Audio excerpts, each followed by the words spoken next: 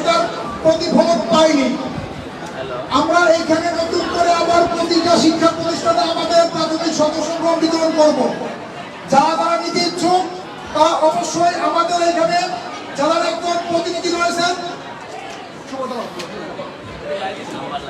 যারা ছাত্রদের যুগ্ম সাধারণ সম্পাদক শুভ এবং এখানে যারা দায়িত্বশীল রয়েছেন তাদের মাধ্যমে আপনারা অবশ্যই আপনাদের স্ব শিক্ষা প্রতিষ্ঠান থেকে প্রাথমিক সদস্য ফর্ম নেবেন এবং এইটা আগামী 15 তারিখ থেকে সকল শিক্ষা প্রতিষ্ঠানে এটা পরিচালিত হবে।